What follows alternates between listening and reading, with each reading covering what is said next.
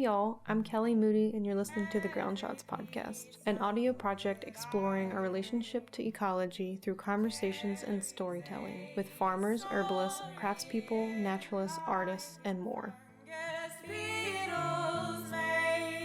It's the same to you, all Hey y'all, it's Kelly. Welcome to the Ground Shots podcast. I'm currently in Gila, New Mexico, and I'm visiting friends here in the Southwest, and I've been watching spring move through these valleys and canyons slowly. Today I went on a gander and found that a bunch of the cottonwoods buds are opening, and you can find little pieces of them on the ground. And actually Gabe and I found a flowering biscuit root today too on a mesa near here where we've been staying, and that was really exciting. So I'm taking advantage of the fact that my friends have some good internet and some quiet private space to catch up on podcast stuff. So after I'm done with this, I'm hoping to do a little walkabout in the Gila again. I did one this fall with Signal Fire, and I'm excited to see these canyons in the spring from a different light and different perspective.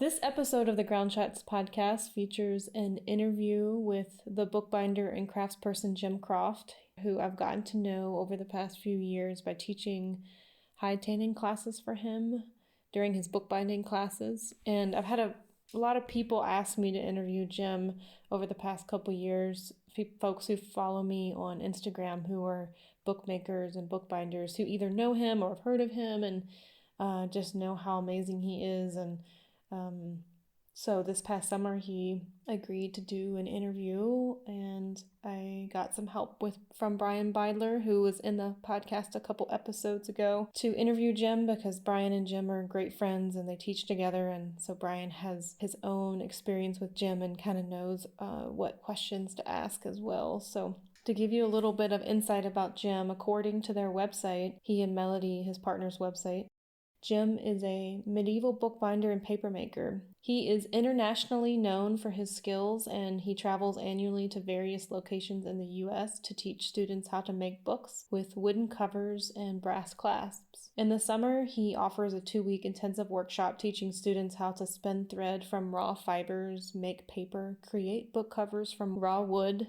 design and make brass clasps, and then how to bind everything together. And that's the class that I've been helping teach the hide tanning portion of for a couple years now. And of course, the bookbinding part and like the fiber processing part is all stuff that I am continuously learning more about by being there. So I'm really grateful for he and Melody's welcoming me to trade something I know in exchange for really getting to spend time with them and learn from them. He and his partner Melody, who's an amazing basket weaver, have lived off-grid in rural Idaho in their hand-built home for over 40 years, and they grow food and medicine there and are surrounded by an inland Pacific Northwest mixed conifer forest. So this interview resembles more of our normal kind of conversations, hanging out, than anything really super formal, with Jim telling side stories and cracking jokes, as well as reminding us how awesome hemp is every now and then. And if you've ever hung out with Jim, you just know this about him.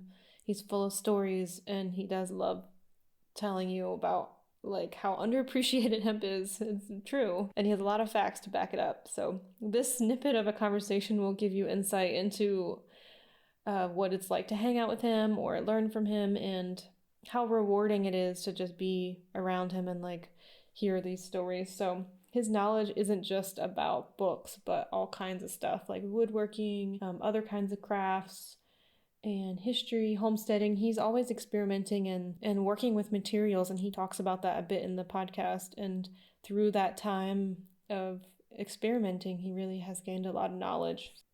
So some of the things we talk about in this episode of the podcast: we talk about some of Jim's stories of where he grew up and when he worked on a boat and discovering bookbinding in Europe. We hear some classic stories of Jim's on woodworking, his adventures building things, fiber processing, the house fire, meeting Melody, his partner, and more. We talk a little bit about what it's like living off-grid, and he lived in rural Oregon at one point, but mostly it's his time living off-grid in northern Idaho.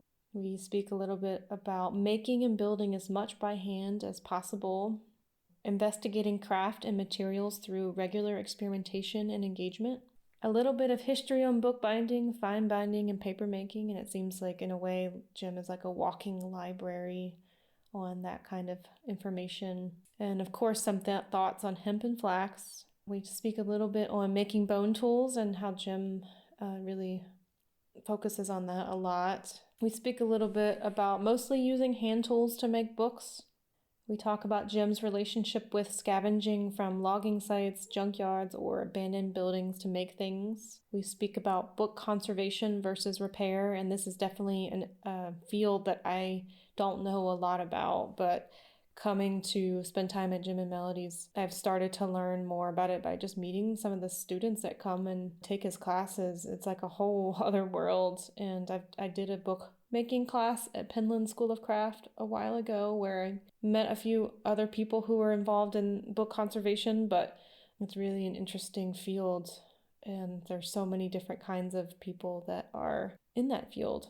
And we talk about a bunch more. So before we get to this episode with Jim and Brien as our guest co-interviewer, I want to just remind everybody that Patreon is our only funding of this podcast. So support monthly is what keeps this project going. And so far, I don't pay myself for the work I put into this, and the Patreon funds only cover the overhead of the project. So if you would like to support the podcast on Patreon, you can find the link in the show notes for our Patreon page at patreon.com/ofsedgeandsalt. And you can always make a one-time donation through PayPal, because sometimes monthly stuff doesn't work for everybody. So the link to do that is also in the show notes and all over the website of sedgeandsalt.com.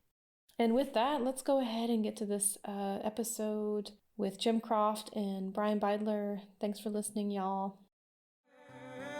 Burn, burn with the light that reveals our faces. Burn, burn with the heat that will warm these places. So Jim, why don't you tell us where we are and how long you've been here and what first got you interested in books? I've been here 42 years roughly. We're in Santa, Idaho. 3.3 miles from post office of Santa, Idaho, in a little town. Populated by mostly Finns after World War II, and certainly before also. There was a lot of itinerant loggers, that would stay in the Santa Hotel, and my neighbor and I took that down in '81. Built before there was any sawmills here, so there was a lot of hand-hewn, not only 24-foot 3x8 trees split in half, make two 24-foot 3x8s with an axe or two. The window framing was 2x6 looking stuff, and that was done with an axe too, but it took me many times handling to recognize that because I wasn't looking for it. It was so well done. But when you really look at it, it's obvious that it was done with an axe. It's because lumber was scarce. Hard to get it over here from where there's no sawmills. Huh, even though there's a big logging economy here? They started logging here real big in 1908 because they had the railroad here then. Mm-hmm. And there wasn't a lot of logging around here before that. There's some, but it was hard to get to St. Mary's. And the St. Mary's River isn't that great of a river to float logs. It's a big waterfalls and rapids, and I don't think they floated St. Mary's River. Although in the spring you could when it's really up. I don't know. I never heard of them floating the St. Mary's River. So maybe what did people did. do before 1908? It was like intact forests and stuff? No, they would have logged before that. That's interesting. And there's no sawmills when the hotel was built. The hotel was built in 1898. That was in So Santa. it was a logging economy then. I'm not sure what they did with it. Wait, you got the wood for your house from the hotel? Some of that. You told me about that before, some stuff. most of it came from Potlatch Mill, and I took down a lot of other buildings too, like those 20-foot walls leaning on the blue bus. Those came from Imida. Oh, interesting. Were they like barn walls or something? It was a house, but excellent timber carpentry where it's so many 45-degree angle cuts. Everything's braced to the max. It's unreal. One wall's bare. You can see what I mean. It's got so many diagonals. It's hard to cut diagonals. That's the thing leaning against the bus? It's all hand saw, you know. Yeah, those big walls. And that guy's name was Hank, and his dog's name was Hippie. Hank and Hippie. He was a little short guy, and I swear his chainsaw was taller than him because he did big cedar logs. He was like I the knew ex-Beidler. him from the mill because I salvaged cedar down there and ash and stuff. Well, there was a lot more Western red cedar here at that time too, right? Like in the Yeah, early there's days. still a lot. Mm-hmm. Yeah, little hobo cedar grove. That west side of the Bitterroots is pretty big cedar country. So it's a rain shadow of the West Cascades. Mm-hmm. It has similar plants and trees. Yeah, it's interesting right here how it's a lot more coniferous and like. And I was just in eastern Washington where it's just super deserty and dry, you know. And Yeah. yeah. You go across the desert to get here, and then you see the rain-drenched natural farm, Palouse, not irrigated. You know, there's enough rain and really deep soil. Perfect. That's after you leave the desert and get to here. So how long have you been making books, Jim? Officially. I started on Christmas.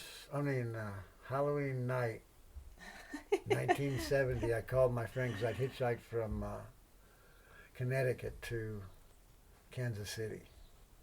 And I called my friend to come get me. And the next day I started buying tools for bookbinding because I was going to do it as a hobby while I waited for graduate school to start in anthropology.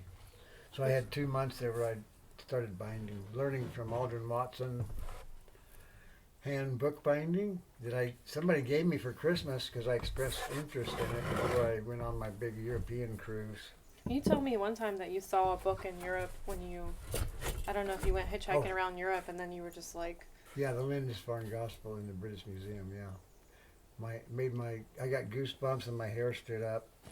And I said, I want to do that. Not the binding, though. The calligraphy, the pretty carpet pages, you know, knotwork and pretty lettering and all that.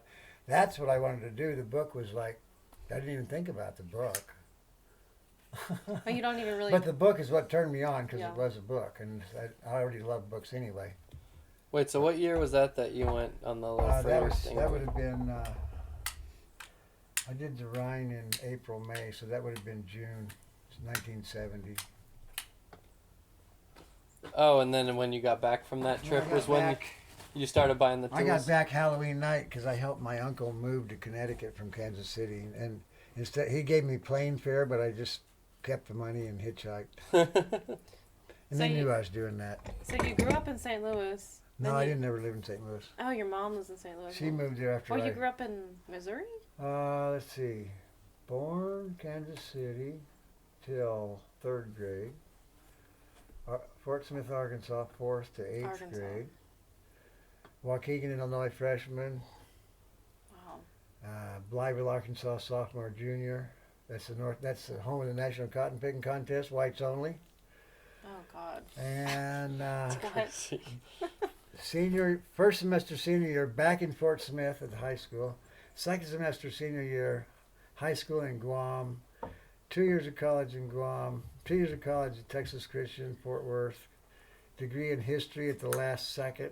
Like it was going to be international affairs, but I needed 3 years of language, and I flunked 3rd year French. And so I got a degree in history and got a job on a ship. Went to Europe. You got a job on a ship doing what? Pantry boy. Oh, you told me about that. Will you describe the duties of nobody wanted? Will you describe the duties of pantry boy, please? The job nobody wanted. That's why I got the job because I actually. Well, you cooked or something? No. Garbage man, basically, and pot scrubber. Oh, gosh. And the pots were so big that they were probably let's say 4 foot in diameter, and they had a little crank. You crank this thing down, and it goes like this, and you crawl in with a putty knife because they're always totally burnt, black, the whole damn thing. Scrape it out with a putty knife, steel wool, whole damn thing, cheesecloth. Every day. Yeah, but that wasn't so bad. The garbage man was the worst part. Well, you were going across the Atlantic. I had my job. They made 10 times more than they needed for 500 crew. They made 10 times more than they needed, so I had a big job getting rid of all the excess. You had to dump it in the ocean or something? Yeah. And What? there's this machine, this little lever thing, about 2 feet plus with a slot.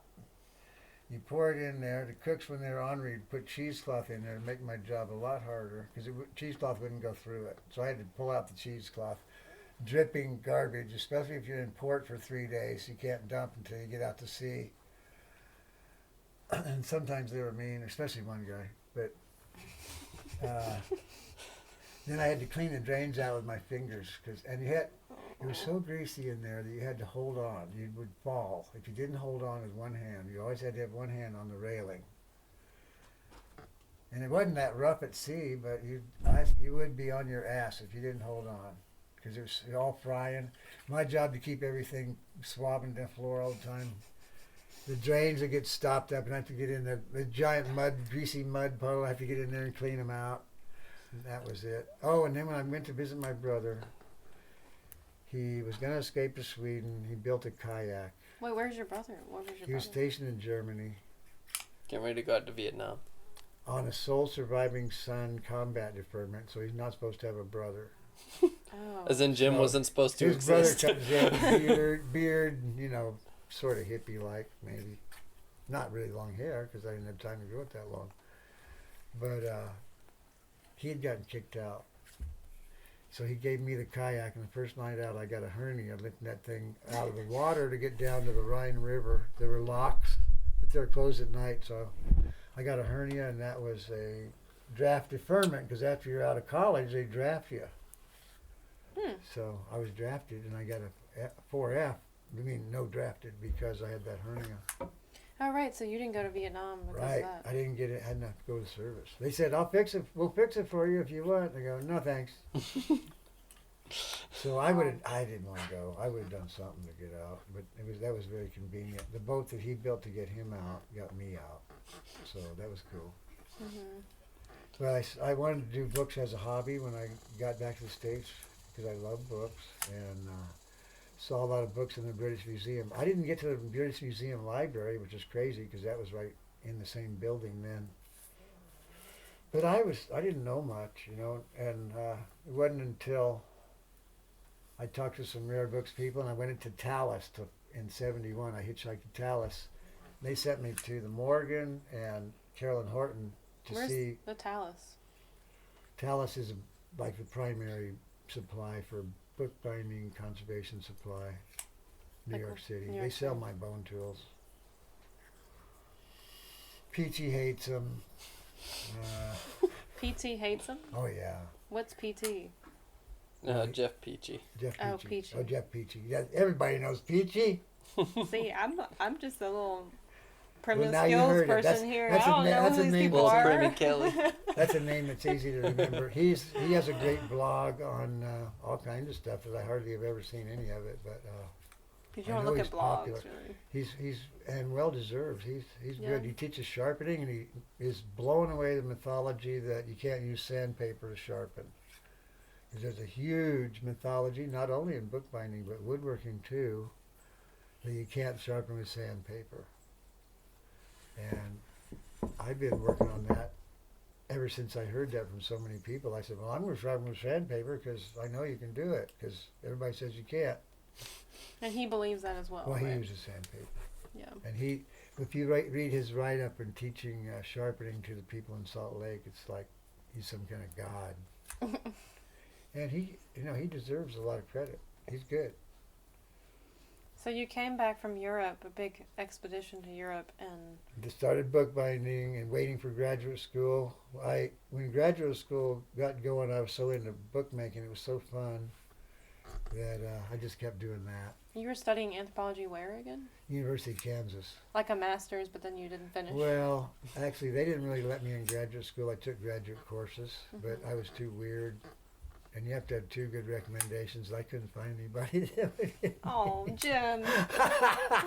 Really? Well, because down at TCU, I was like the radical dude, because that was a very conservative school. So TCU is just because I stomped school. on the newspaper Texas in front Christian. of everybody, the school newspaper, you know, this guy's all right. Texas Christian. You at Texas Christian. That's hard to imagine. So I just studied bookbinding from that book, and then in a couple of years, between going to Tallis and seeing rare books and old books, I started at Kansas. I went and visited the rare book room, and the lady goes, "Hey, look at this, Edith Deal, Douglas Cockrell, books on fine binding, the fine binding tradition, which is kind of trying to keep the old tradition as much as possible. It's arts and crafts." It's the bookbinding version of arts and crafts. That's fine binding, which tries to use excellent materials and structure, if they can find them. And if not, they use them anyway. Was there because really? they think they are. Was there like a movement of people doing bookbinding and fine binding at that time, or is that more of a thing now? The arts and crafts time, late 1890s and on, and definitely the bookbinding and really got going. A lot of it wealthy people that just got really turned on by quality bookbinding, because it was going down the tubes in a lot of ways with all the industrialization. So they tried to and they noticed the old books lasted a long time, a lot of times. And so they're trying to recreate some of that quality. And I got hooked onto that, and so a lot of stuff I learned was all about fine binding. Has many books about it that teach you fine binding, which is usually raised cords. Full leather is the ultimate. Tooling is important to a lot of people. In fact, to a lot of people, that's the only thing they care about. In fact, it's only pretty recently when people really talk about structure instead of just talking about the tooling. Jerry Frost wrote an article, he said something, this is about something, and he goes, with absolutely no mention of decoration. Because that's what people like to talk about a lot, especially in the old days. Did you officially apprentice with anyone, or were you a lot self-taught with books? A lot of self-taught, visiting people. I worked for Jack Thompson for 3 winters and hung out with him a lot. And he was a big influence because he was much more educated on the old stuff. And he'd read a lot. He knew a lot. You never went to any kind of conservator school? No, I don't have anything? any papers of any kind that I know of. And yet your reputation continues to grow. Well, writing that wood board thing has kind of put me in some circles as somebody that knows something about wood boards. What did you write a wood board thing for? Schwab Mechanicals, 2015. Schwab Mechanicals, Volume 2, Legacy Press, 2015 it came out. So Mechanicals is like a series of essays on the history of bookbinding. It's like a journal. Yeah, it's like these are bound books. Yeah.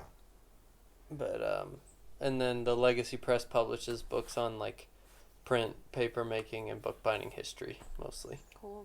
And you haven't written for them before until now? This is so much. It's kind of like the people's history of bookbinding instead of just accent on decoration and like, oh wow, the presentation bindings for the Queen. It's more about the people's bookbinding. Yeah, the people's bookbinding. More of that, especially now. People are really getting into the and not fancy stuff, but really good stuff. Becoming more concerned with that, and it's fun to track the tooling too, because that's an interesting part of the whole thing. Right, Brian? Yeah. Tooling is like the using tools to make designs on leather. Is that what you mean by tooling? Yeah. Yeah. And there's other things. Inlays, onlays is huge for the last 120 years on leather. Inlay and onlay of different colors of leather. That's huge if you look at bookbinding exhibits from the last 120 years or more.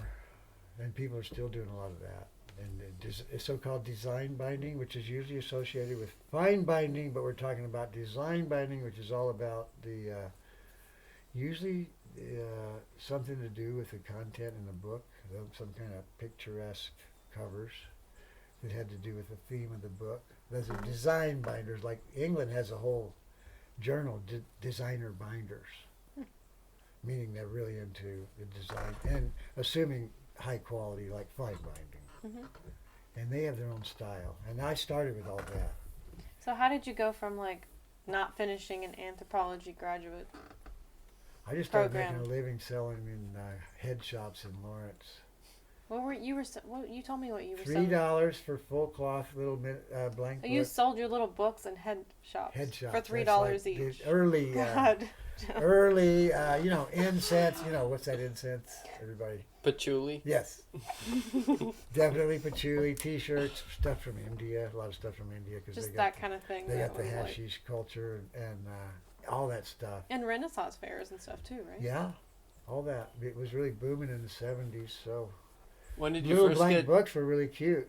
When did you first get interested in like wooden board stuff over just like the cloth and?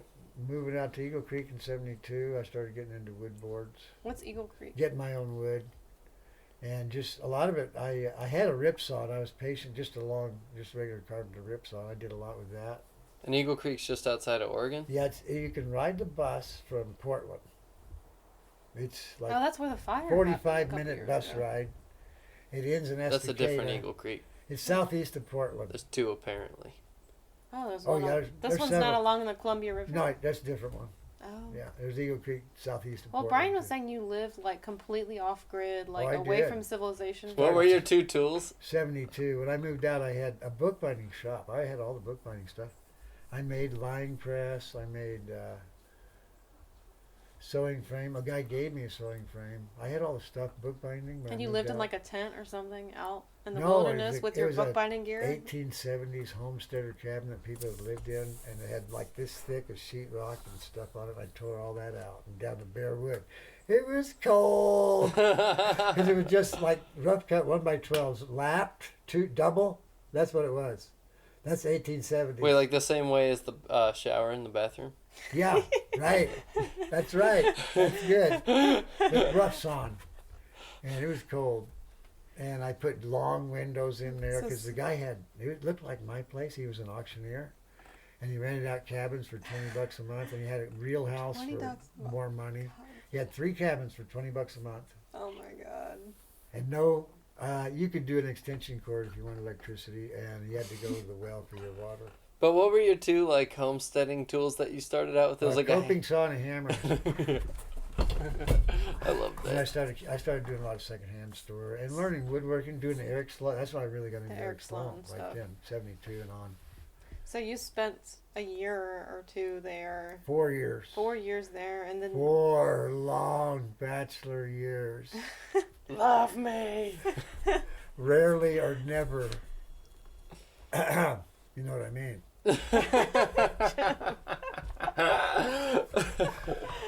or not seeing any humans. And then my friends, I used to jam with these guys in Portland. I'd take my little trombone and jam with these guys, and they'd be playing up on stage. I'd start blasting away in the audience the trombone. They'd, oh, come on up. And I'd play with them. And then they rented one of those places, and they were going, the Zither Lady. They'd go out blowing their horns all over the place, and they were going on about the Zither Lady. That was Melody. Who's your partner? And I heard about her 40 because they have these 3-day marathon coffee shop fundraisers, and Melody played there, and they heard her. And then I went to the country. It was a country fair then. Oh no, it was Renaissance Oregon Fair. Country Fair. It used to be Renaissance Fair. It was Renaissance Fair then, 75.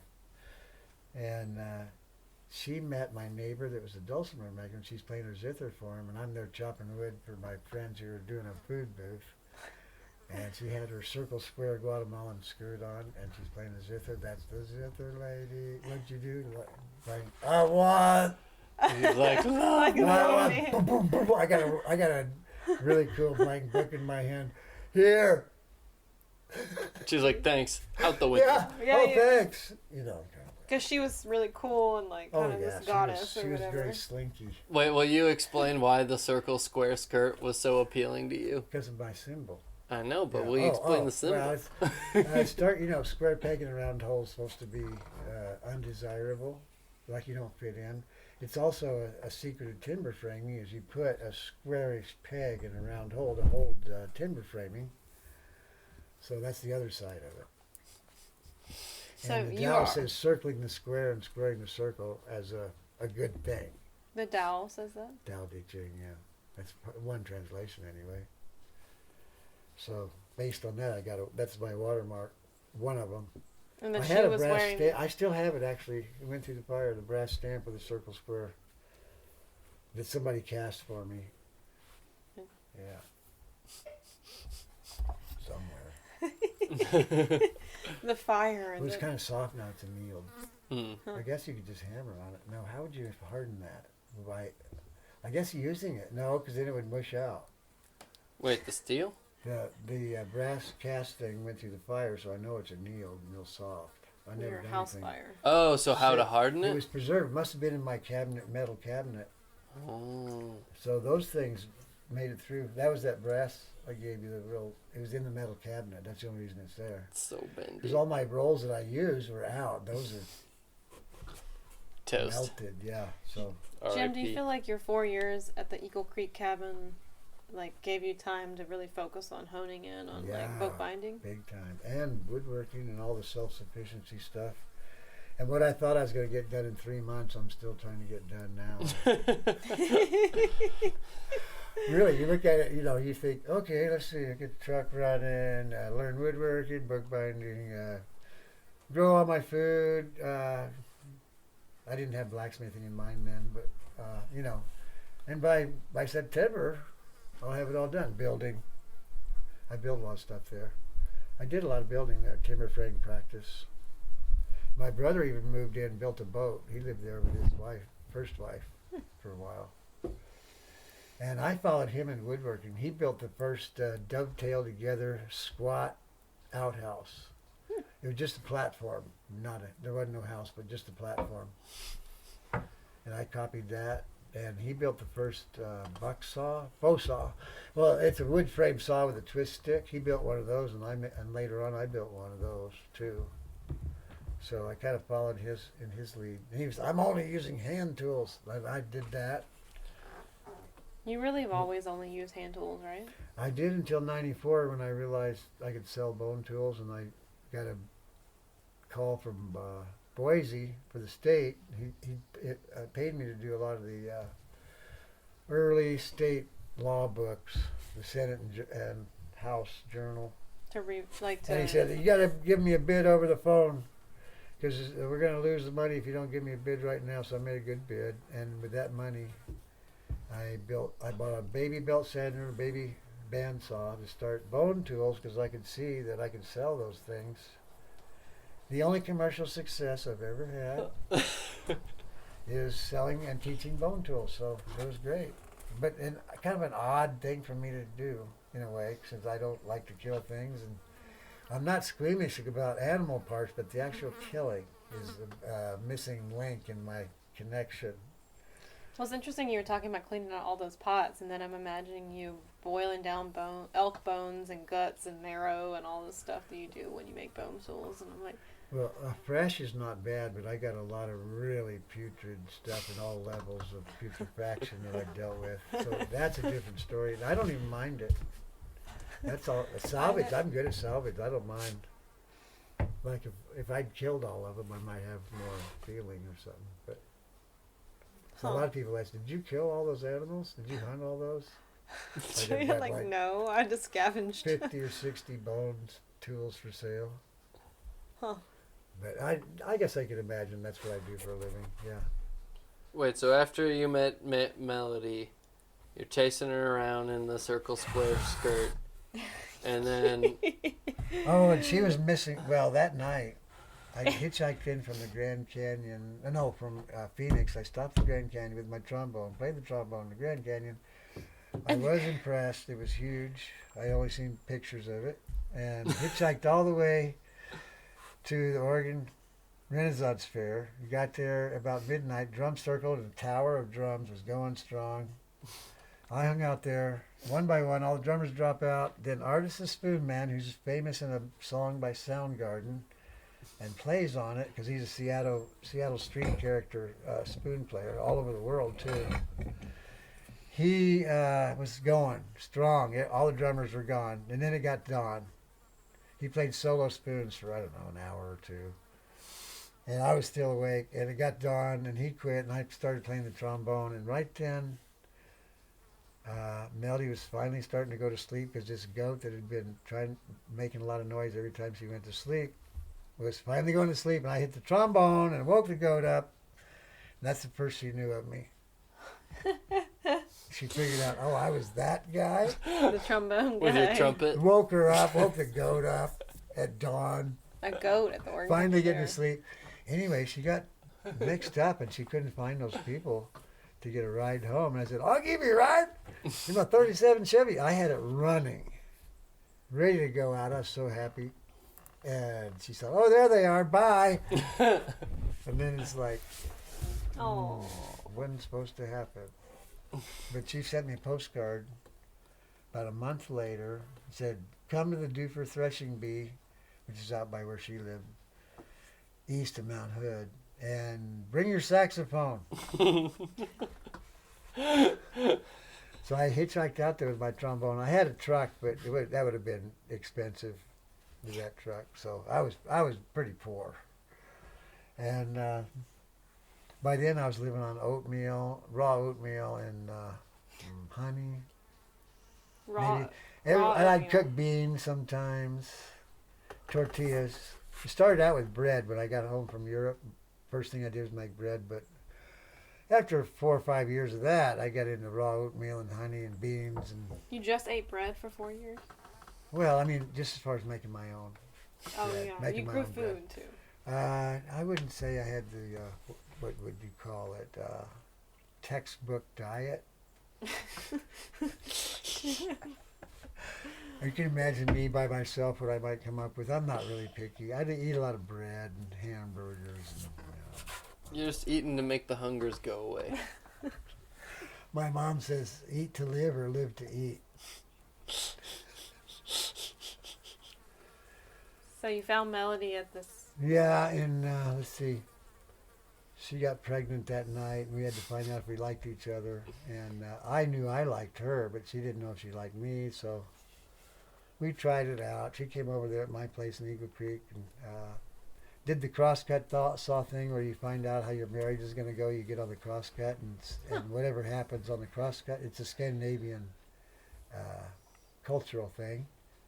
You see, if you want to marry somebody, you get on the crosscut with him and her, and try it out. And how that goes is how your marriage is going to go. Well, how did it go? It's kind of like camping in the rain, but a lot quicker. So how was it? She was pregnant, and she was pretty pregnant by then. And she took a lot of breaks, but it worked out. Yeah. When There were these big Doug fir trees over near me. We went and got those. And she wasn't used to that, either. I was used to work. your first... I was used to solo. You take a big double 2-person crosscut, and I did it by myself a lot. Because who else is dumb enough to do that? They're hard to find. What, people that are dumb enough? Yeah. So the first child is now your oldest. Yeah. One. She's 43 now. That's... We went tree planting with her when she was 2 weeks old. Oh my God. And her and Melody lived in the back of the 37 with a tarp on it, but no stove. And it was cold. It was May up at Hobo. No. We camped down in Marble Creek, but we worked up there by Hobo. We'd drive out of Marble Creek's way down in the hole. It's a park now, but when we lived there, it was just falling down log cabins from a logging camp. So down y'all there. spent a winter living out of a truck without heat and a newborn. No, that was May. And we did live the 79 winter in Portland in the back of that truck. It had a stove, and it was pretty warm. In Portland, not that cold, generally. But we did live there for 3-4 months. At my old place where I used to live. Mm-hmm. We pulled in there, and the lady that had my house was still there, the one that took it over when I left. Well, Melody's a tough cookie. Yeah. So how did y'all end up here from Portland, the Portland area? We stopped at, remember the dulcimer player? Yeah. My brother was a Baha'i, and they were Baha'is. You know the Baha'i religion? Kind of. B-A. Your brother's Baha'i? Used to be. Lately, I'm not sure, in his older age. Early on, he got really into it. Anyway, he met them and said, hey, come out and meet my brother. So they came out and started hanging out at my place in Eagle Creek. They had one daughter already. And we stopped at their place coming home from tree planting in Walla Walla, and they said, we found this land for $250 down, $45 a month for 5 acres. 10 years, $45 a month. Wow. And we only got $125. I go, well, here, let's move up. It was like, let's do the commune thing. And so we were on our way to Portland. We just went home to Portland because we had just come from up here. We just worked up, at home. So you've seen what it looked like. Actually, that was the second year. That was 77. So our hobo thing was 76. It was the next year we stopped in Walla Walla with my football player neighbor. And he wanted to learn bookbinding and all the other same old stuff too. So he was with us in the summer in Portland, getting ready to move up here. And we moved up in September. We got up here September 2nd. We took 2 days. We stopped in Walla Walla and got that yellow bus down there. Mm-hmm. The Ken Kesey electric Kool-Aid acid test bus. It's exactly the same I didn't one. know that. I thought that was already on this land. It's a 42 International. No, they drove it up. He had reconditioned it. They drove it up here. It was a good running vehicle then. They lived in it. And so we all moved up here on September 2nd. And the old farts that were here shot off their guns. And some other people came because they wanted to check it out. The old timers, like 4 or 5 old timers that had bought 5 acres, they were living up here. And they were shooting off their guns big time that night. Trying to scare you? And I went, oh yeah, it's just Idaho. They're shooting their guns off. But the people that came up just to check it out, they took off the next morning. Oh wow, because they're from Oregon. They're not used to that. Right. They left. Yeah. Well, they were going to check it out. They weren't official partners, but they were going to see, Boomtown, $45 a month. Yeah. Land, 5 acres. Woo. And, but it ended up, it was already on the tree planting crew. That was the second year, after our second year of tree planting. So a lot of them came up, like Paul. Him and Becky made up in December. He met Becky that year at tree planting in spring. Wow. Oh. And they conceived their first child over there by the horse shed. They camped in the teepee there. And we were all cutting wood by hand. Doug, the crew boss, the first year had a chainsaw, but he wouldn't share it with anybody. So all of us, kids, all my truck. Wait, was Doug the guy with the radio too? No. During the thing? No. Oh, okay. No. Doug's the photographer that took that photo. Doug His Kennedy. photography's his thing. cabin He's that is house right over overlooking there. Pokey Creek, the log house with Yeah, the that's a block cool house one. on top. Yeah. And anyway, he was the crew boss. Like he put up the bond money, made the bids first 2 years, and after that we went co-op. So he wasn't the boss anymore. But anyway, everybody else had to share. I had all the tools. We'd all go out there and get wood because teepees, not insulated, with wood stoves, with 2 sections of stovepipe. We used a lot of firewood. So you lived in a teepee. We ran out in December and had to get wood all the rest of the winter, all of us, because we all ran out of wood. And Paul didn't even get here until December. So you lived in a teepee the first couple years here. 3.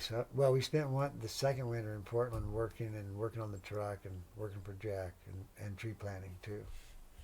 Melody tree planted, I tree planted. I watched Liana while Melody tree planted. I worked on the truck while Melody tree planted. Then I worked for Jack. Anyway, What is tree planting for people who don't know what that is? reforestation, planting little trees to replace the logged off areas. So you go in logged off areas and plant trees every 8 to 12 feet usually apart, grid. So you had to dig a hole and put a tree in. Dig a hole and put a tree in. You got to get the roots down straight or you don't get paid because they inspect all that. Wow. Although in Portland they don't inspect that. Yeah, back then. Up here they do because it's more marginal. In Portland you can just jam them in and they live generally. But the LA Times owns all the high country around Portland. That's who we worked for. LA Times? Yeah, they have their own forest surrounding Portland. Oh, to They supply own paper all for the mountains around Portland. Oh, Is that the to We'd supply go through paper for the Portland on the newspaper? freeway to our where we were going to work. what they? And so we were back and forth through the center of Portland, back up in the hills, up the center of Portland, back up in the hills. We did that for months. And Wait, so- $7 an hour. Oh, that's not And bad. we were for the 70s. guys in the crew said, I'm the highest paid guy in my condo, $7 an hour. Wow.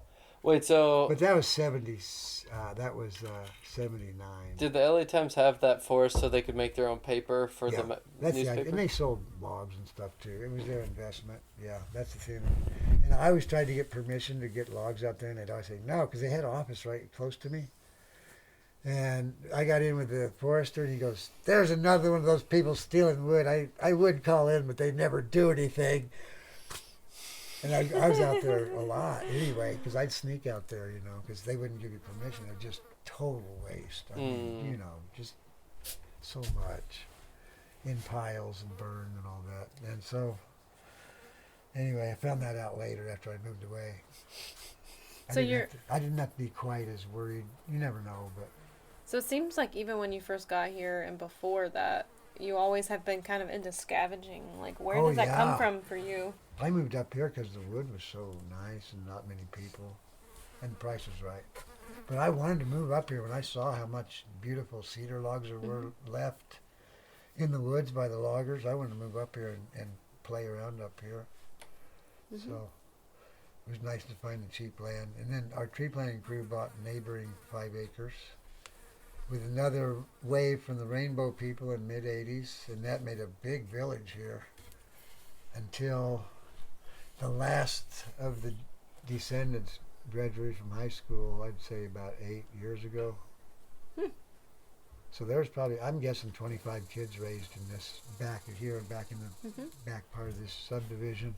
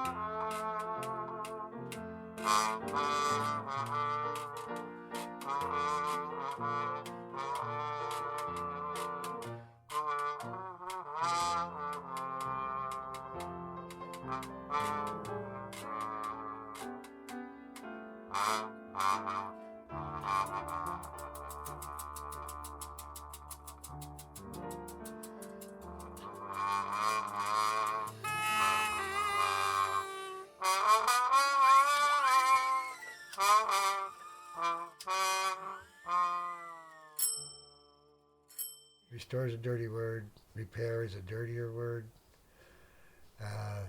It sounds like a hack binder because people have destroyed beautiful artifacts and not taken any notice of how they were made. And so the word conserve became a note of favor, and restoration sort of had a dirty name because it implies that you're doing damage.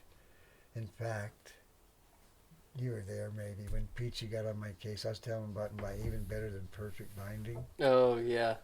And he said, you can't, I was telling him about repairing paperback perfect bindings, sawing in with this hacksaw. I hope he's kidding. But anyway, I'm defacing an artifact. The paperback that I want to read because they fall apart because they're 30 years old, and I'm repairing them or repairing for somebody else, mostly me.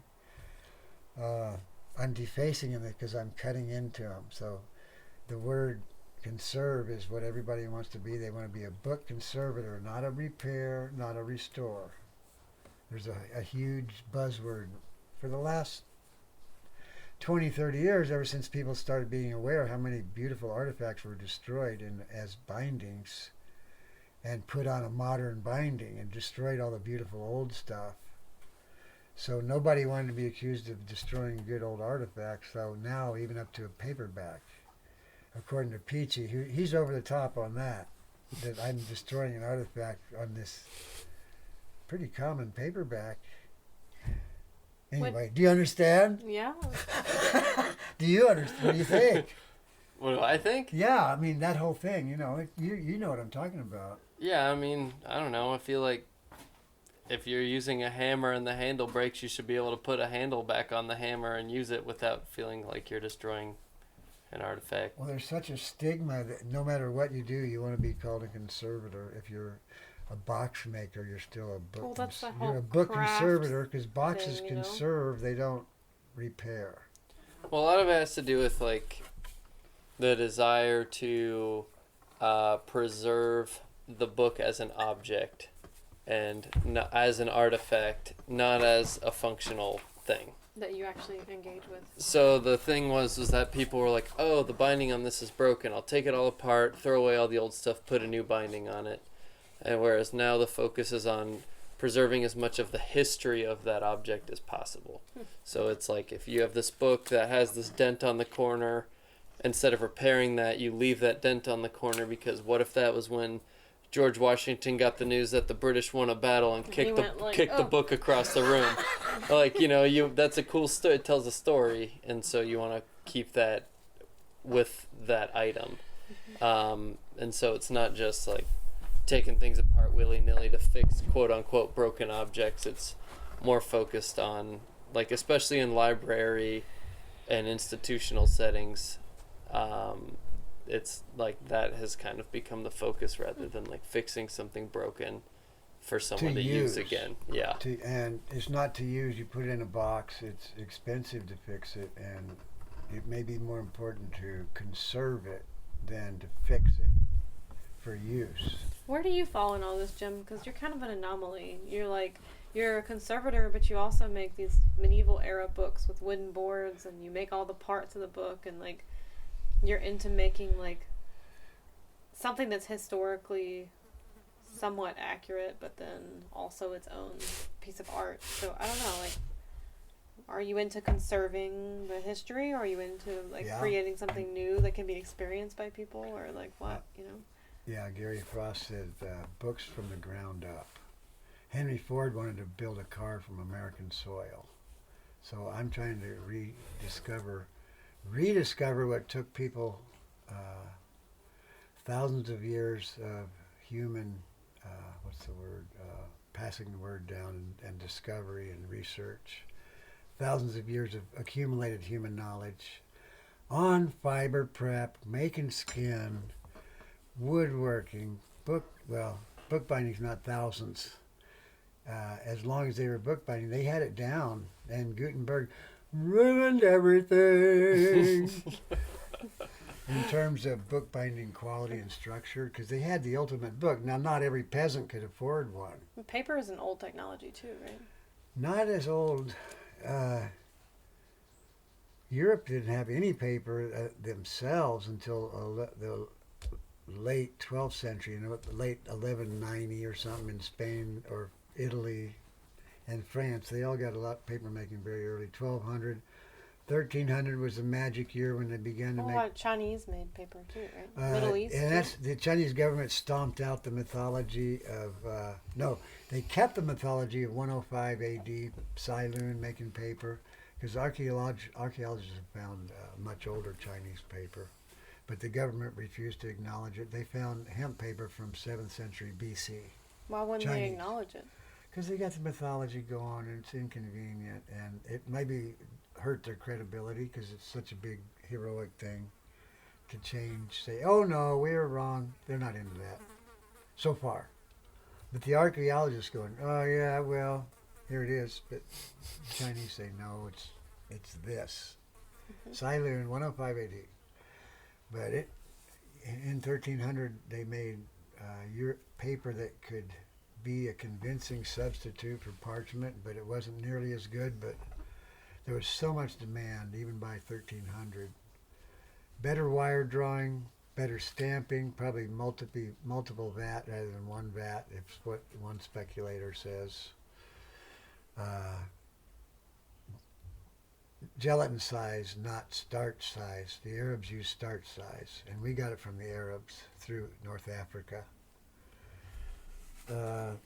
Those are three big changes. Just general improvement in paper making, and the gelatin size made it seem more parchment-like, and burnishing helped too because it's smooth like parchment. So, and they needed a substitute for parchment, and so there, in that time period, there's a lot of books that they didn't trust paper all the way, so sometimes they'd line each section with parchment, either outside especially, or inside and outside, or half paper, half parchment, because they couldn't get enough parchment, so finally they bought paper and finished the book with paper.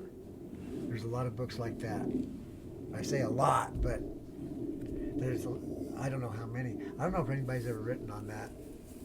But Iowa has a beautiful 1300 book like that, and the back half looks like a whole lot like some of my early stamp mill paper. That was real interesting.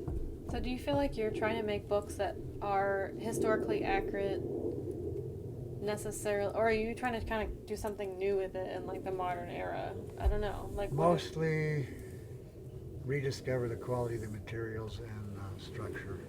The focus on the material. And structure, yeah. Because good structure is not that great if you don't have good materials. So. Do you feel like living out here in northern Idaho in the woods has influenced that process at all? Yeah, because I'm working on the book even if I'm not in the book shop. I work on the materials a lot, around, outside. Because just living here requires you to work on the materials. Yeah, I do a lot of fiber cooking and bone cooking, if you count that as books. That's book related. The bone Or just tools. chopping wood and processing wood to cook on a Learn fire. about wood. 12 months out of the year. Learn about wood a lot, yep. And now brass is the finale, because when I worked for Jack in 85 and 86, 84 to 86, I did a lot of brass work, replacing clasps, insetting clasps. It's brass historical? Yeah. Yeah, a lot of it. They say you don't need clasps when books became paper. You don't need clasps anymore, and they kept making them for no good reason. But I say, if you look at that early paper before heated drying in the 1830s, a lot of it's pretty wavy. And especially the printers would dampen, and they not only was the paper wavy from the paper maker, but then the printers would distort it by printing damp and distorting the other part, the flat part, the flattest part, which is not on the edges. So that's a really unruly paper, and clasps are still valid, I think, for those. So that's what everybody says, though, that they didn't need clasps after they quit using parchment. But I disagree. My paper goes well with clasps. When did you start teaching? I think 87 here. The technology of the medieval book was the name of it. Till 97 was the last year. That was probably my first teaching that I can think of. Did you teach at folk schools at that time too? At what? Folk schools? No, I didn't travel. I didn't travel until '94. I went to PBI. What's PBI? Nobody knew who I was basically until I went to PBI. And then they thought you were the homeless guy and walking in the room. There's some of that. But yeah, I went to PBI and had fun. And then they asked me to teach, because I was teaching everybody bone tools on the sidewalk at night. Wait, will you explain what PBI is? Paper and book intensive. People don't necessarily It was know. that year, it was at a Jewish summer camp. And all they had to eat was hot dogs, pizza, square fish, and no vegetables. And somebody said, "You got any vegetables?" And they went back in the back. "Here's a can of corn." So, but they did. They're used to cooking for teenagers. Your memory about food and Teenagers random times. and lots of French fries. Anyway, but PBI used Paint a picture of the time and place. We and can they had taste it. like 30 tennis courts. Does make me want a French fry. I know. I kind of want some French fries right now. They had 30 tennis courts. Tennis. They had 30 tennis courts. Right. Okay. People And who table love tennis. tennis. And sitting table here. tennis. Yeah. In the lodge. They have Anyway, ping pong as well? Yeah, one of them. Just one. Just one.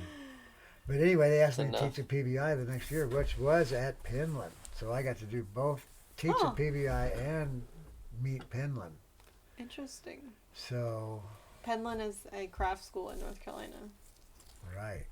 Did you even know that there were schools like that and like before? Like, how did you even find out No, about those things? vaguely. I mean, I went there.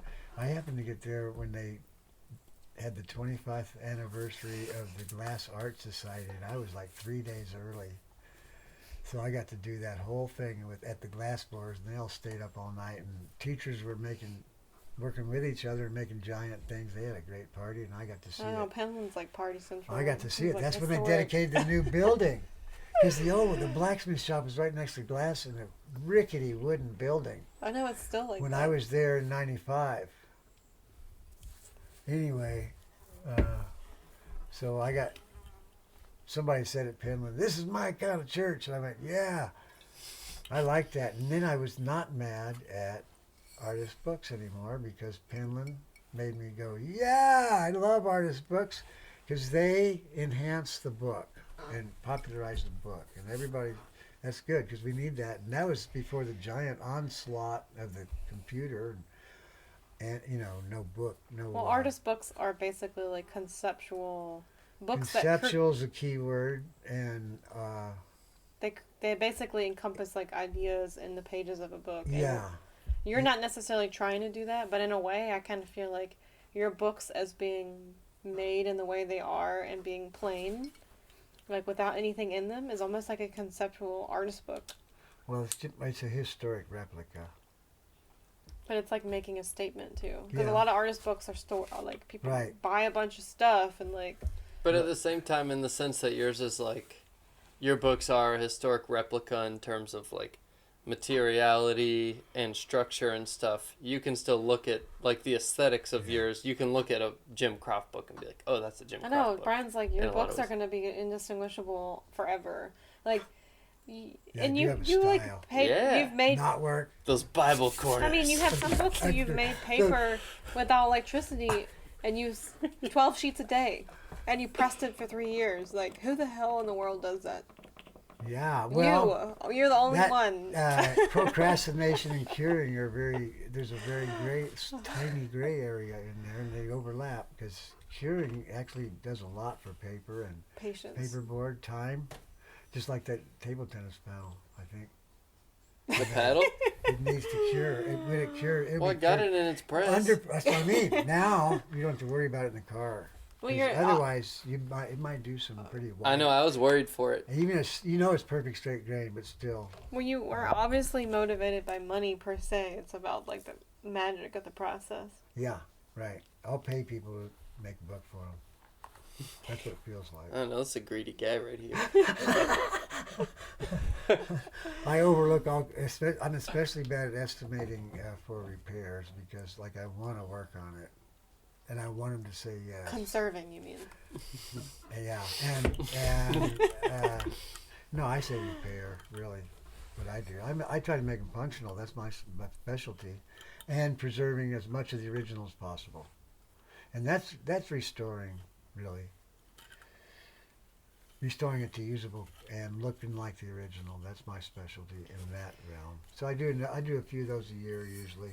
So these days, you live You here should in see your that. little humble abode in Idaho, and you teach a class every summer, pretty much. The Well, class. The class, the I, epic class that just finished. I always. skipped every other year for a few years now, like Yeah. maybe 2-3 times. Yeah. And that makes the classes fill. And this year I didn't have to use the internet, which is really cool.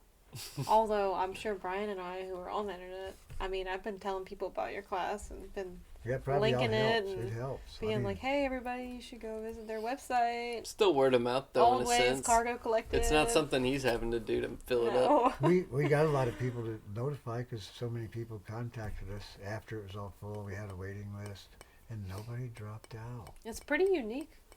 What It's you last- offer here out in the woods. I mean, a lot of people come out here for the experience of Yeah. how you live Yeah. and how you do your craft in such a fine, like, craftsperson way without, like, the prestige of, like, some sort of fine studio and fine, like, infrastructure. You know, you just, like, live off the land and you make these beautiful things. I think that's Research and search and research. yeah. Well, do a lot of original research because you want to find out yourself, and then you read what scholars write a lot of times, and you find out that one person says it, and everybody repeats it because they got, that shows you how smart they are, and they're quick to repeat that one thing. Like, for instance, fiber flax is the only good fiber, and flax grown for oil, which is seed, does not make good fiber. Right, you have a patch of oil flax here. Yeah, and I say it's a whole lot more about how it's grown than The making sure variety. you get fiber flax seed, because oil flax seed makes good fiber. So, But that mythology is huge. so you grow most of the fibers here that you use, Well, just for the raw flax. or you scavenge stuff. And scavenge hemp, because that hemp and flax are my main materials. And I've been experimenting with cotton because it keeps rearing its ugly head. And Well, you also scavenge things out of dumpsters. Yeah, like the there's a other lot of day, you went cotton. and picked up a chair paper. Now, from the I, dumpster. but I was always into hemp and flax paper until I went to It's Penland. like the parts of it are on the truck over there. Your poor I dead love chair, that. I think disemboweled. it's like so like back to the land, I'm returning post-apocalyptic. it back to the land, landfill, back to the landfill. But you're like, well, I you don't drove know this that. like what is this 1940 something truck here? It's a 52. 52 Chevy. 52 Chevy. 49's up there. At 8 a.m. in the morning, you were like, I gotta go get that chair. I gotta go get Oh. that chair because it has. Well, I slipped the cotton armrest, inside and I of said, it. man, that's nice cotton. And I went, I got to get that tomorrow. And it took me like 2 hours to get going for various reasons. That wouldn't start, and as soon as I got home, I went, boom. You're like, I gotta It get likes the to sit chair. around. It doesn't like to. It likes probably a little just didn't wanna warning. go That was get a that warning. You say, wake me up later. Well, I love that about like how you do things here. Like your whole house even is like has evidence of the scavenge. You know, like you have insulation that's made from carpet, for example. Well, But then ever it's like bought it. timber framed. You know, you're like, what? Hardy milled this lumber in 1994 from my own trees. Wow, what is it? What kind of tree? It's grand fir. He had the. But then there's this like fine like slowness too when you intermix with the scavenge. This is a good floor. That one's temporary now for 5 years. Temporary 5 years. Well, we put it on. Wait, I Did you found know? You some were of those here? nails. Yeah, Yeah, I believe it. Yeah. I came into Well, y'all town like blacksmith You were a few days nails, early. too, No. yeah, I came into Yeah. town maybe 4 days early, and then cut a bunch of notches for the poles on there, and then help put that And he did like temporary floor in one it. hatchet in each hand. He did one hatchet in each hand. Oh You're making my a round God. notch. You go left-handed, right-handed. Dum. And my friend Paul, he always, if I mention Brian, you mean the guy that used 2 axes? Yeah. I Well, tell us a little bit about your handstand paper mill, which is something that not many people on Turtle Island in the U.S. really do, but you've seen people do it in Europe and.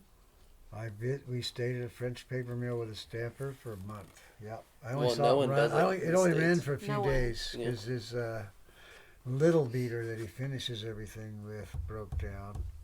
So what is a handstand paper mill for people who know nothing about it? Hammer mill means instead of a rotary, a thing going round and round and biting on a bed plate underneath at various levels. It's a stamp that just goes up and down. It stamps. So it's metal on a bed plate, hitting a bed plate. So metal teeth hitting a metal bed plate. Used to be water powered. Mine was water powered. And Jack Thompson, my former teaching partner, said, let's build a stamper. You know, I already built the pond. He said, let's build a stamper there. Like, I haven't got time for that. That's what I said. Not quite in a mean way, but I wasn't like, oh, yeah, right. You know, you feel kind of busy when you got 3 kids and scratching for a living and all that. So he built the water wheel in Portland with a friend, Lou, the guy that owns the cabin up here. And they welded the teeth for the hammers. And I built the vat and the bed plate mounted in wood and the wooden part, all the wood part of the hammers. And Lou and Jack's son, Sam, and Jack and I, we have a movie of us working on the foundation. Oh. And it's in the summer and everybody's wearing hood and sweatshirts and all going mosquitoes. Down the mosquitoes down there. It's like nothing now. I mean, back then, that was 91. These mosquitoes are lazy as hell. That was, and they go to bed at night so far. It's so chill really here. No, they go to hang out in the treehouse. There's like nothing here to bite you. There's no ticks. There's barely any mosquitoes. There's no chickens. Well, they go to bed when it's 40. Like it was 40 a few mornings ago. It was 44 this morning. July, 40 degrees. This morning was 44. Do you have a temperature? My phone told me when we went to town last that it was going to be 40 at night. Yeah. Oh, gonna be. Oh, did? In Santa. Oh, do you have in Santa? They're colder than we are. Because they're down the valley. Well, it was pretty cold a couple nights ago, and now it's 95 degrees. So. Yeah. Oh, he had 89 on the thermometer on the porch. Justin read that. So anyway. Okay. 89, not 95. That's getting me summer. That's summer weather. But that was also in the shade. Yeah. Well, so the handstand paper mill y'all built, you blacksmithed and did woodworking basically to build the parts. There really wasn't any blacksmithing. It was welding. It was all mild steel, which was not really the best thing because that rusts real easy. Mm-hmm. And there was no building over it. And when it froze, it became a rust bucket. And so I tried to scour out that. It was never the same. It's still, if I ran stuff through there, it seemed all right, but you don't let it sit around. You don't want rust in your paper either, right? And freezing, no. Iron kills cellulose. That's the worst. But I felt like if I kept it going, it was all right because it had rust stains in the vat ever since it froze solid because the wheel got frozen, hammer stopped, freeze solid. And then I built the A-frame over it with a stove in it to try to thaw that out. And I built walls to keep the heat in there. And I never really used it again after that. Well, you have some books that are entirely made with paper made from that. Oh, yeah. I got lots. It's amazing how much I did make because I was only getting 12 to 15 sheets every 3 days when everything was going right. With 90% of the work before it got to the stamper was cleaning it to cellulose. Either fire hose. You have books with like 500 sheets of paper in them each. And you only make 13 sheets every 3 days? I've got a lot of books out of it, and some books that aren't even made yet, and some that are just sewn. I sewed some more of those about 2 winters ago. And this thing hasn't been running since the 90s, and you still haven't finished the book. Well, if you ever feel the burden of that paper on your shoulders, let me know. Well, you and Katie already claimed the Elizabeth Taylor's moccasin top. Oh, the little cutie. I love those. I know. I'm like, all right, one day I'm gonna be able to buy one. But have you seen the little cube one? It's all flaxen hemp. It's like a 2.5 by 2.5 by 2.5 cube. Wood covers. They're shaped like hamburger buns. Which is maybe why I like it so much. It's a really yummy shape. Yeah, that is a yummy little book. It's like combines the best parts of an ice cream sandwich and a hamburger. Oh, it looks so much like all your books are kind of like that. A bun sandwich all your books are kind of like, oh, I That just want to hold it. hinges open. Elizabeth Taylor made her own brain tan. I'm reading Surmai about Carolingian leather, oil tan deerskin, chamois, buckskin, he calls it. And I said, I want some of that. And I said, I'm going to go ask Elizabeth if she got any scraps, because I can't afford a whole thing. And she said, yeah, I got a box of scraps. And I see those 2 moccasin tops. He wore them for 3 years. Carefully cut out the tops because no holes were hurt, the stitching.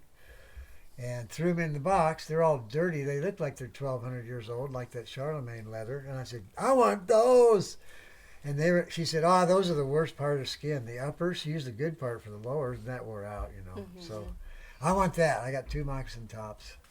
And I made 2 books or 3 now, out of 1 moccasin top, and I've still got 1 more. And it's on a real expensive one, too, with all it's like Bodleian, 1965, the year I graduated from high school. Bodleian paper. well, like these and then the ancestral skills gatherings I go to, like, it's such a, like, nonchalance about the buckskin, and, like, it's, like, all about the primo, like, perfect product or whatever, but you're like, I'm scavenging this tiny little piece, and I'm gonna put it on this book that's like super fancy. Well, that's what we were talking about, the tooling. If you can do really good looking tooling, fast, quick, and dirty, then you might make money. But if you try to get everything perfect, forget it. But I looked at Brian's tool that he gave me from my 1545 Bible. I looked at it with my glasses. Oh, man, that is beautiful. I said, oh, good. It doesn't necessarily... First thought, it's not a cross. It doesn't look like a cross. Right. Although maybe they thought it was. Oh, on the Bible. It's not so obvious. You don't look at it and go, oh, that's a cross. Right. But it's symmetrical, for one thing. Anyway, so I liked it better even, since it's not a cross. And I looked at it naked eye. Then I got my loop. I looked at it with 1 loop, like probably 8 power, 10 power. That is beautiful. How do you do that center thing so perfect? Then I did 2 loops. I looked at, man, that's crude. How does he get away with that? But yeah, it's so crude, but it looks beautiful to the naked eye. Even 1 loop, it looked really good. With 2 loops, twice the power of magnification, it was like really crude looking. Mm-hmm. It's all off everywhere. You've exposed my secret. But he did it all by hand. He's got the big magic compressor-powered engraver, right? Is that what you do most of your stuff with? Yeah, but I still suck at it, so it makes it hard. Oh, really? I mean, it just gives you the power behind. Instead of tapping it with the hammer, it's just doing little like pneumatic hammer. Yeah. But I'm still not that. I'm working on it. It's a work in progress. Okay, yeah. Well, so Jim, come see me next year. I might buy one. Right? So you use flax and hemp a lot in your paper making, and also that's old Europe. And the sewing of your books as well. But you also scavenge. So there's like this slightly post-apocalyptic aspect to your books. Scavenging, because Americans and don't then also have... historic part. I really love that combination. And so, like, what is significant about flax and hemp historically? Old Europe. Well, also worldwide, not just Europe. Well, yeah. And flax was all over the world, too. But the Asians had hemp, and they did very fine fiber things with hemp, because that was their crop. They didn't necessarily... I wouldn't say they never had flax, but it's not common in Asia. Mm-hmm. And hemp was their go-to. That's their... They celebrate the hemp festival. About early Japanese paper was hemp. And if you wanted to get married in Japan, most people were farmers. You had to... I think it implied you grow, process, spin, and weave a hemp kimono, because they didn't have silk yet, before you can get married. And by then, you'll know how serious you are. Kind of like the crosscut thing. Was hemp like the first... Takes a lot longer to do the Right. hemp thing. Was hemp like the first fiber that was used for clothing and for paper and for rope and for all of it? Well, it became a primary fiber in Asia and certainly all over the world. But it depends on who you read. Hemp is not given as much credit as it's due. Because there's stigma around hemp. You've said that. There's so many from so many different angles. And if you want to hear about it for an hour and 10 minutes, tune into YouTube, Hemp Tales. It's me talking about hemp and flax history. Nice. From memory. Who recorded I'm that? spinning, and Melody's watching me spinning on the movie. She goes, hey, you're pretty good at spinning. So, you had to watch me in a movie to know that? Drop spindle. Because she's usually gone when I'm spinning. She does her demo. And I've gotten pretty good spinning over the years. And I am good, yeah. So hemp has a stigma because obviously marijuana is like a cousin of hemp. And so there's this sort of association with hemp as a fiber with that plant. But yet hemp is like a really important historical plant that we've, as humans, have had a big relationship with. Well, flax is very aristocratic and very depletes the soil, hard to grow, doesn't compete with weeds. Much finer by nature because hemp is big stalks. Flax is usually fine stalks. But Alexander Hamilton, thank you, Alexander Hamilton, because I looked my whole life for this quote. I just found it last winter. Time? It's what time? 7:30. 7:30. I got to give the Alexander Hamilton quote. Are we on? Okay. He's looking at the tariffs, and it's so damn hard to find anything on hemp because nobody mentions hemp. They're all afraid to for various reasons, which I can't go into right now. It's all right. I got it recorded from like 2 weeks ago. Yeah, we'll go to Hemp Tales on YouTube if you want to know more. Who But the Alexander Hamilton quote is not on Hemp Tales because that was like 4 or 5 years ago that I made that. Last year in a textile history book, Alexander Hamilton talking about hemp and flax, what to tax for tariff. And he goes, they're often interchanged and difficult to tell the difference twixt the two. They're often interchanged. You know how I have a handful of quotes that say that, but here's Alexander Hamilton saying it. So that's a real blessing to my research. I've researched it my whole life. I documented it my whole life. Unlike my wood article, which I documented nothing until I had to write it, and then I looked back up. I had looked it back up to see if I remember what I read was still what I read. And more, I did more research. You've talked about that a lot in the relationship to the word linen, which is often used when labeling garments. And you are saying that sometimes it's flax and sometimes it's hemp, and you really don't know the difference. And often things are not labeled as hemp because of the stigma, but they're actually hemp. Lately, they have some hemp things, but well, it's more socially acceptable now, but yeah, that's just really lately, recent. Yeah, but Chinese hemp is linen now too. Huh. So, and they're flooding the market in Europe, and it's a big disaster in my opinion. But Belgium's still kicking out somehow. People have told me before too that linen is just fine cotton. Well, it is. So what is linen? It's the quality of the textile, not necessarily the fiber. Okay, 1763. Eli Whitney invented the cotton gin, right? I thought he invented cotton. No. Very good, Brian. I understand why you said that. No, he said that up. He said people. That's a reference to a common Jim story. Yes. But Eli Whitney invented cotton 30 years later, and so American cotton became big after 1793. So in 1763, there's a Dictionary of English Commerce. It's a big book all about mostly the British shipping and all the stuff they trade. It's all about that. And linen, L-I-N-N-E-N, 2 N's. Huh. 1763. Everybody knows what linen is. It's finely woven textile of hemp, flax, or cotton. Huh. 1763. But see, they were doing all the Indian cotton. They had really good cotton. Well, the Declaration of Independence is written on hemp, right? Well, maybe. Nobody's ever researched it, I don't think. People say that as like a defense for hemp revival. Even straight people say it now. I say, okay, I'll go for that. Sure, yeah, right. I don't think anybody ever proved When no it. one actually knows for Well, sure. there was a lot of hemp around then for paper. When it wasn't, it was like the common people's fiber, right? Yeah, and rope and yes, definitely utility fiber. Much cheaper, easier to grow. It's a beautiful weed. It outweeds everything that tries to compete with it if it's got good conditions. It doesn't deplete the soil. Well, Jim, it's time to go play tennis. Or, Yay! no, wait, y'all are going to play ping It's pong. table tennis tonight. I'm like tennis, ping pong. Well, do you have any last words for this little moment in time? I'm so happy about the young people. Yeah. Because they're doing it. Yeah. You're planting a lot of seeds too. Well, I worked my whole life, and now people want to know. Yeah. Yeah. Doing the signature frog He's dance. doing a dance. So that's a beautiful thing. Yeah. So A lot let's of go people play were- some table tennis.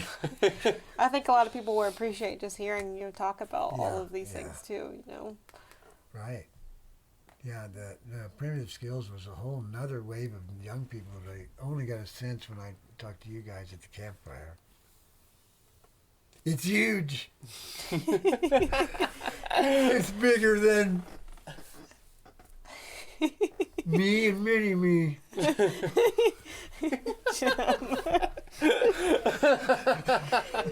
Well, I hope you finish your stamp mill.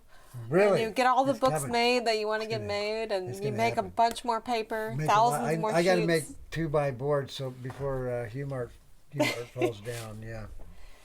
And we all appreciate so much what you offer to the world. So Yes. thank me you. too. Yeah, you straight up changed my life. It's been a good ride.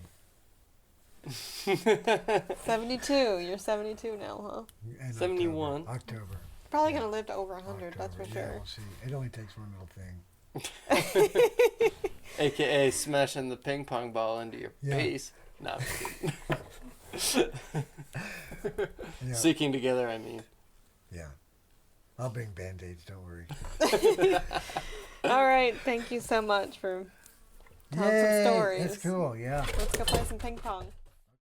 Hey y'all, it's Kelly. You just listened to a conversation with Jim Croft, interviewed by me and Brien Beidler, who was on the podcast a couple episodes ago with Mary Sullivan. And the interstitial music for this episode, I wanted to let you know, was a live recording of Jim Croft himself with Melody Eckroft and Peter Thomas. They were playing music together during this past summer's Old Ways of Making Books seminar. And it was such a fun background music to have a couple times while we were all crafting.